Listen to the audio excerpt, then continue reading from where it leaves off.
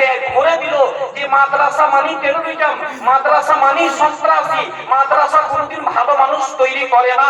তাহলে আমি ওই মানুষদেরকে বলি, যদি টেরোরিজম তৈরি হয় তাহলে আজকে কোন এমন আলেম যে AK-47 বানানোর কৌশল দিল?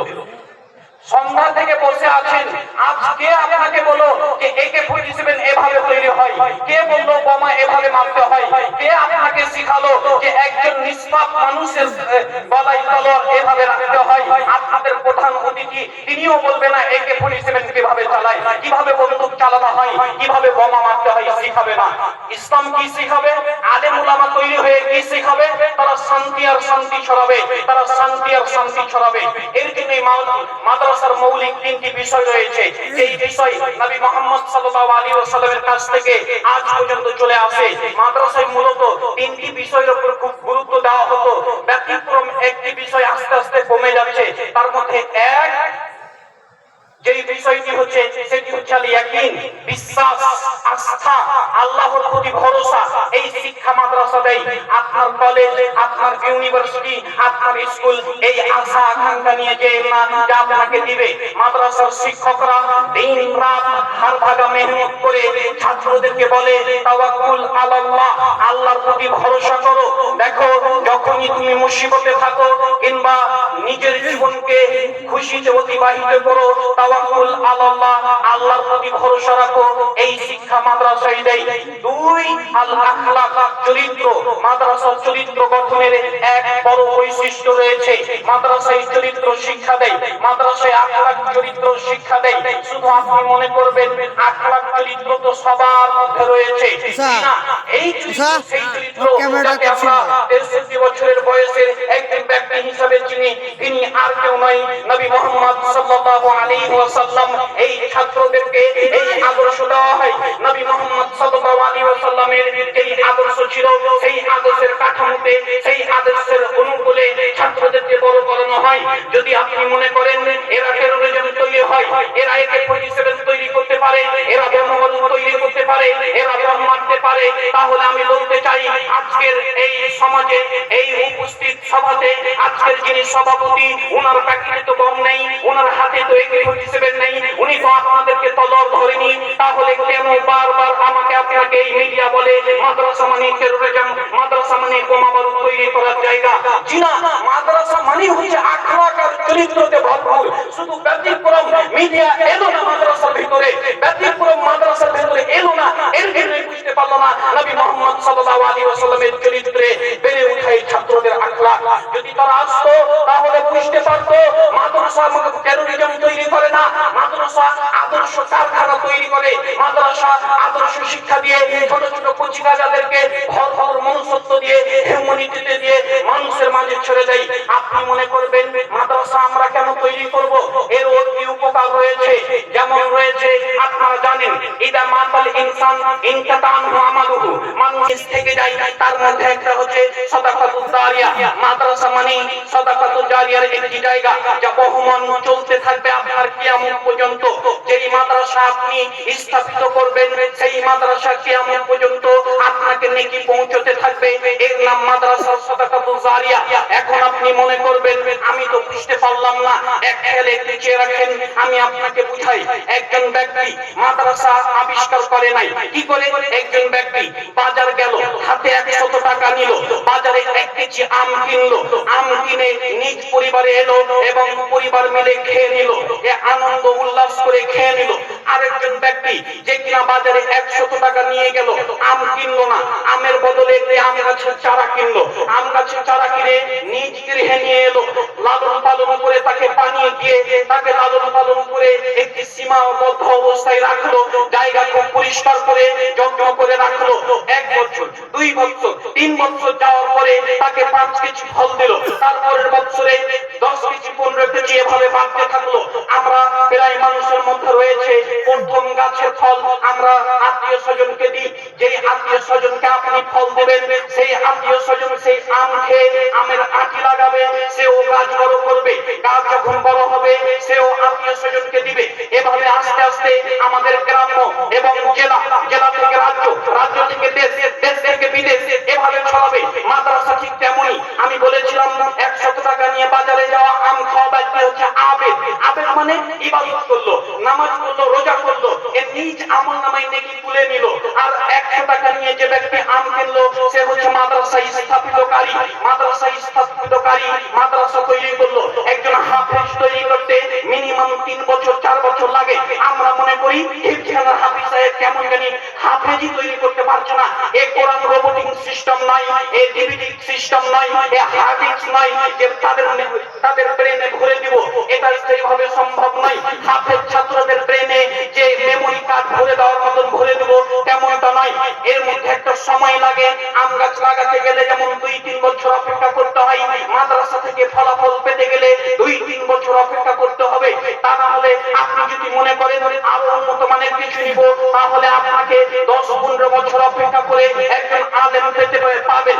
এর মানে হচ্ছে আপনি সাদাকাতুল জারিয়া তৈরি করলেন। আর আপনাকে বললাম পরিবার, আত্মীয় স্বজন, গ্রাম, জেলা, রাজ্য, কি করে একজন আলেম যখন তৈরি হবে, একজন হাফেজ যখন তৈরি হবে, সে যাবে একটি মসজিদে, সে যাবে একটি মাদ্রাসাতে, সে আবার গাছ নিজেই সে গাছ কেন ছাত্র আলেম হয়ে গিয়েছে, আমের আঁটির মতো সে মাদ্রাসায় মসজিদে গেল, আবার সে নিজ ফল দিবে, মক্তব মাদ্রাসার ছাত্র ছাত্রীকে বড় করবে। আপনাকে বেশি কিছু উদাহরণ দিব না। নওপাড়াবাসী 12 নভেম্বর আপনারা দেখলেন পূর্বপাড়া জামে মসজিদের ইমাম সাহেবকে, এ হচ্ছে আপনাদের আম গাছের একটি ফল, যাকে আমরা নূরে আলম সালাফি বলে চিনি। ইনি হচ্ছেন জলজান্ত উজ্জ্বল নক্ষত্র, আপনাদের ফল। আপনারাই সেই গাছ লাগিয়েছিলেন 1977 সালের। সেই গাছের ফল হচ্ছে নূরে আলম সালাফি সাহেব, যিনি আজ নিজ গৃহতে একটি গাছ লাগিয়েছেন, তার নাম হচ্ছে নূরে আলম সালাফি। নিজ গাছ তারা ফল দিয়েছে। এই ফল হচ্ছে পূর্বপাড়া জামে মসজিদের মক্তবের ছাত্র ছাত্রীরা। এর থেকে বেশি কিছু উদাহরণ লাগে না। মাদ্রাসা যতদিন থাকবে ততদিন এই ফল পেতে থাকবেন। যদি মনে করেন কিঞ্চিত পরিমাণ আপনার মনে অহংকার চলে আসে, মাদ্রাসা সমাজে দরকার নেই, মাদ্রাসা মানে ফকির বিদ্যা, এই ফকির বিদ্যা আপনারা তৈরি করেছেন, আমরা তৈরি করিনি। নবী বলেছে দান সাদাকা নিয়ে এসো, আলেমদেরকে আপনারা দরজার কাছে মান করিয়েছেন, আপনারা নিজেই বানিয়েছেন। আরে আমরা তো রাজপুত্রের মতো জীবন যাপন করতাম, বাড়ির দরজায় আপনারা ডেকেছেন, আপনারাই ডাকেন, আপনারাই লাঞ্ছনা করেন, বারবার অপমান করেন। কি প্রয়োজন ছিল সেই শাইখে হাদিসদের, যারা হাদিসের ইবাদত করতে থাকে, ইংরাজি হিফজে কোরআন করতে থাকে, তারপরে চেতনে আপনার বাড়িতে যায়? লজ্জা করা দরকার ছিল মুসলিম। তুমি নবী মুহাম্মদ সাল্লাল্লাহু আলাইহি ওয়াসাল্লামকে অপমান করেছো, তুমি অপমান করেছো। নবী বলেছে আরে আমার উম্মতেরা দান সাদাকা নিয়ে এসো। আবু বকর দান সাদাকা নিয়ে এসেছিলেন, নবী মুহাম্মদ খোলা করে নিতে যাই নাই। ওমর রাদিয়াল্লাহু তাআলা আনহু দান সাদাকা নিয়ে এসেছিলেন, নবী মুহাম্মদ সাল্লাল্লাহু আলাইহি ওয়াসাল্লাম ছিলেন শিক্ষক, তিনি দান হয়েছিলেন, দান সাদাকা এসেছিল। আমি বলতে চাই ক্ষিপ্ত আপনাদের প্রতি হয় নাই, আপনাদের সিস্টেমের প্রতি হয়েছে। আপনারা মাদ্রাসাগুলোকে ফকিরি বিদ্যায় পরিণত করেছেন। আপনাদের কাছে আমি 3টি অপশন রাখি, 3টি পয়েন্ট রাখি, যা আপনাদের জন্য জরুরি। উপস্থিত আজকের সভার সমস্ত দিনী ভাই ও বোনদেরকে বলি, এই 3টি পয়েন্ট আপনাদের জন্য। মাদ্রাসার 3টি মৌলিক বিষয় আপনারা বুঝতে গিয়ে একটি বিষয় ছুটে গিয়েছে, সেটা হচ্ছে ক্রিয়েটিভিটি, আবিষ্কার। যা আমি শুরুতেই বলেছিলাম, ব্যতিক্রম কিছু কারণে এটা আস্তে আস্তে আমাদের কাছ থেকে চলে যাচ্ছে। পূর্বের আলেমদের মধ্যে একটা প্রতিভা ছিল, তারা নতুন কিছু আবিষ্কার করত। আমরা ম্যাথমেটিক যখন দেখবো তখন মনে করি এ তো ভারতীয়দের ম্যাথমেটিক, তা নয়। আলজেব্রা, যিনি আলজেব্রা আলজাব্বার, তিনি হচ্ছেন সূত্র তৈরি করেছেন। আমরা যদি দেখতে চাই এরোপ্লেনকে, তাহলে আমরা আব্বাস ইবনে ফিরসানকে দেখতে পাবো। তিনি প্রথম এই উড়ন্ত জাহাজকে আবিষ্কার করেছিলেন, তিনি প্রথম চেষ্টা করেছিলেন। আলেম উলামা আবিষ্কারে পিছিয়ে যায় না, তবে আমরা এই অপশনটিকে আস্তে আস্তে কেটে দিচ্ছি। প্রিয় নওপাড়াবাসী কিংবা যে কোনো গ্রাম থেকে আগত মেহমান, কাকুতি বিনতি করে আপনাদেরকে বলি, এই অপশনটি যেন মরে না যায়, এর জন্য আপনাদেরকে একটি ও অটল থাকতে হবে। আমি আপনাদের জন্য 3টি পয়েন্ট রেখেছিলাম। এক, আপনাদের কাছ থেকে যেটা মাদ্রাসা পাবে, যতদিন আপনারা এই 3টি জিনিস দিতে থাকবেন ততদিন এই মাদ্রাসা বহল এবং অটল থাকবে। তা না হলে মাদ্রাসা আপনি টিকাতে পারবেন না। এক, আপনাকে যেটা পয়েন্ট হচ্ছে সেটা হচ্ছে সঙ্গ।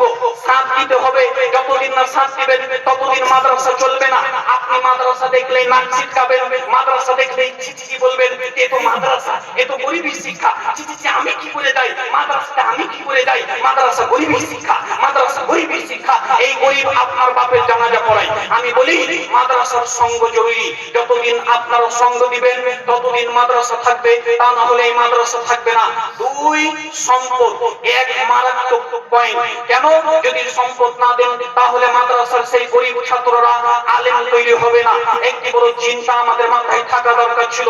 আমরা মনে করি ইবনে হাজারের মতো আলেম তৈরি হবে না, আমরা মনে করি ইমাম আহমদ ইবনে হাম্বলের মতো আলেম তৈরি হবে না, ইমাম বুখারী রাহিমাহুল্লাহু তাআলা এর মতো আলেম তৈরি হবে না। আরে কে বলেছে হবে না?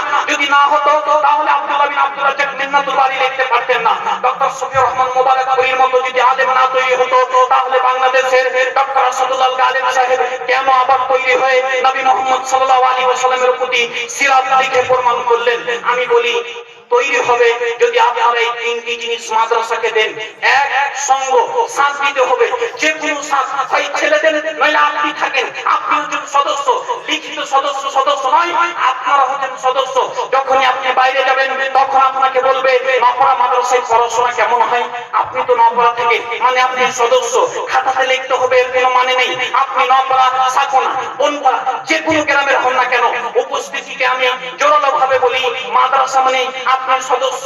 আপনার নিকটবর্তী মাদ্রাসা হোক, দূরত্ব মাদ্রাসা হোক, আপনি সদস্য, আপনাকে সঙ্গ দিতে হবে। যেটা দুয়ে বলেছিলাম সেটা হচ্ছে সম্পদ। সম্পদ আপনাকে দিতে হবে, দিতে আসতে হবে, দিতে নিতে যেতে হবে না। যখন নিতে যাবে তখন শিক্ষার মধ্যে ব্যাঘাত ঘটবে। যখন আলেমরা আপনার দ্বারে যাবে তখন ক্লাসে মার খাবে। ক্লাস যখন অ্যাবসেন্ট হবে তখন ছাত্রদের শিক্ষার বিকৃতি ঘটবে। এর জন্য আপনাদেরকে আসতে হবে। আমরা যখনই যাব তখন আপনাদের অন্তর বলবে এ তো ফকির বিদ্যা, এ তো ফকির, ঝোলা নিয়ে আমাদের দরজায় আসে। এর জন্য সম্পদের ব্যাপারটা আপনাদেরকে এসে দিতে হবে। আপনি পারেন 1500 টাকা দিতে, আপনাকে এসে দিতে হবে, তা না হলে আপনাকে অনলাইন সিস্টেমে দিতে হবে। আপনার এটা দ্বিতীয় নম্বর পয়েন্ট। দ্বিতীয় কি? দোয়া, যেটা আপনার জন্য মারাত্মক, আপনি যে কোনো সময় করতে পারেন। আল্লাহ আমাদের নপড়া ছাত্র ছাত্রীকে, নপড়া ছাত্রদেরকে তুমি আল্লামা নাসিরুদ্দিন আলবানীর মতো তৈরি করো। আল্লাহ তুমি আমাদের এই ছাত্রদেরকে তুমি আহমদ ইবনে হাম্বলের মতো আলেম তৈরি করো। আল্লাহ তুমি আমাদের এই ছাত্রদেরকে তুমি ইমাম বুখারীর মতো আলেম তৈরি করো। আল্লাহ তুমি শফিউর রহমান মুবারকপুরীর মতো আলেম তৈরি করো। আমরা দোয়া করতে পারি, শুধু আমাদের অন্তরে ঢুকে গিয়েছে মাদ্রাসাকে কেন দোয়া করতে যাব? দিন রাত মাদ্রাসাকে ভুলে গেলেন। যখনই আপনার কেউ মারা যায়, যখনই আপনার প্রয়োজন হয়, যখনই আজকের ফতোয়া আসে, কুরবানির ফতোয়া আসে, তখন আপনি আপনার ওই হেড শিক্ষককে জিজ্ঞেস করেন না, মাদ্রাসাওয়ালাদেরকে জিজ্ঞেস করেন, ওই ফকিরদেরকে জিজ্ঞেস করেন। বড় আখ্যায়িত এবং লজ্জিত অবস্থায় ওনাদেরকে ফকির বলতে হচ্ছে। আল্লাহ তুমি আমাকে ক্ষমা করিও। কেন? আপনারা বলেছেন, এই খিতাব আপনারা দিয়েছেন, তা না হলে ওই পিচপুরির আব্দুল হামিদ ফাইজাল মাদানী সাহেব কেন কেঁদে কেঁদে বললেন যে এই ফকির তোমরা বানিয়েছো, আমরা নিজ হতে ফকির হইনি। এর জন্যই বলি সঙ্গ, সম্পদ, দোয়া, এই তিনটি আপনাদের কাছে মাদ্রাসাওয়ালা পাবে, এটা আপনাদের হক। যদি দেন মাদ্রাসা থাকবে, তা না হলে মোদির প্রয়োজন নয়, অমিত শাহর প্রয়োজন নয়, অটোমেটিকলি মাদ্রাসা পড়ে যাবে, অটোমেটিকলি মাদ্রাসায় তালা আসবে। তাদের কোনো রেগুলেশন, তাদের কোনো সিস্টেম, তাদের কোনো ইসলাম, তাদের কোনো সিস্টেম, তাদের কোনো থানা, তাদের কোনো আইএস, আইপিএস, ডিএম, যে কোনো হোক না কোনো আসার কোনো প্রয়োজন নাই। নকরাবাসী যেভাবে মুখ ফিরিয়ে নেবেন, মাদ্রাসা অটোমেটিকলি তালা পড়ে যাবে। এর জন্য তিনটি বিষয়ে, তিনটি পয়েন্ট আপনাদের কাছে মাদ্রাসাওয়ালা পাবে। এই বলেই আমি আমার বক্তব্য ইতি টানি। আল্লাহ তুমি আমাদেরকে মাদ্রাসার গুরুত্ব এবং মাদ্রাসায় যেই শিক্ষা প্রদান হয় এর জন্য দোয়া করার তৌফিক দান করিও। আল্লাহ তুমি মাদ্রাসার ছেলেদেরকে কবুল করিও। আল্লাহ তুমি পারো এদেরকে ইমাম আহমদ ইবনে হাম্বলের মতো তৈরি করতে। আল্লাহ তুমি পারো এদেরকে ইমাম বুখারী, ইমাম মুসলিম, নাসিরুদ্দিন আলবানী, ইবনে হাজার আসকালানী রাহিমাহুল্লাহু তাআলা আলাইহির মতো আলেম তৈরি করতে। আল্লাহ এই দোয়া তোমার কাছে করি। আল্লাহ আমরা যেন মাদ্রাসাকে বুঝতে পারি এই তৌফিক দান করিও। আমিন। আসসালামু আলাইকুম ওয়া রাহমাতুল্লাহি ওয়া বারাকাতুহু।